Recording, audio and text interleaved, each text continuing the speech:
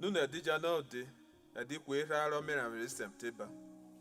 Orire Christian na mari pa heru wene we get it up popona. Ali isa se objo fafuna no bere jone. Uyo mi ran yikwe gbesa oworan je gbera. We dey na mara ka ni mo vofu mi me. Me vo ma onyo tane e mueje. Ro ma ka ni peran emi ose na bo teme. O ka re yo kuma. Otu efu ne romo. Ya emre pa hore romo na. Ona na ke muro gba yonu gaga. Okrire aye ne rumure. Ya emre pa ho. Rumwene ri nwan basake bana. Wosa ne rumwebu, ye won ne rum bi gere ogbare. Ona na dio boro gene guno rekewe. Ofo enu won mru bori won ne rum pa okieje.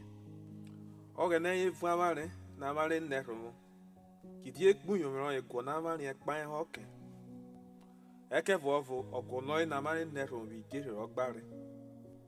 Vi vuro popona. Amare ne rum bo teli Jesu. Amare ne pere mo vofu mi Jesu. Amare je ne rum re. Wosa vo bori wo gonerote. Woji sa wa pe me ko sena. Bo deroyi. Amare ne rum ro bata. Amare ne rum vo mre vugiro ku amare pa. Be vuri Christi. Amare e bata ro gene. Be vuri Jesu Christi.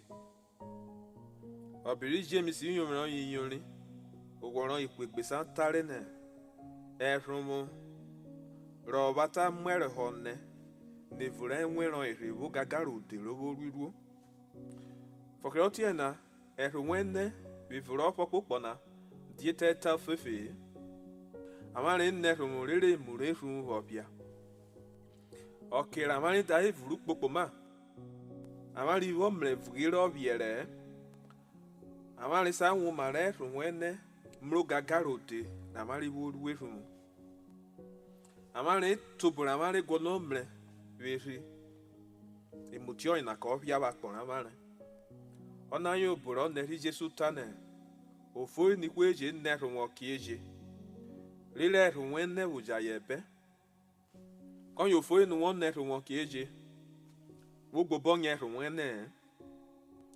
Kidi okere woda nerumo wo mro gagarode riwobo riwo rebata eja nerumo nana oso gagare me pebonwe fokiru togo vuve me mewo nerumo me pebonwe fokiru gagaro gwejo rimivori rimivori yo teri Jesu wo riwo rere me mremu igbunu kedikede mi ra poro be paro nunena o maru gagaro tawen ugbo megba rifina o deri Jesu ise uyo no rawaba obere jone uyo miran ipegbesa oworan ujigbene rito kena wa je ne pere mo vovo o de me wa no lele wa mrere yo lira gogoro ma vovo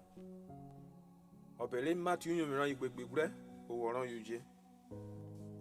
Jesu data kaene. Fokirije segbe otaro ma. Kidi unyo ota mevu ma ni we dewe segbe ota. Kiru bile rien. Wa ki ata ku gbenu nanane. Frere chef yobonyi. Kojege ni fre. Imo vovo rairo wa je seru. Obere make Uyo miran yirini oworan jegbera. Jesu data keni wo de segbe ota. Emu eje noho kokoro segbe ota.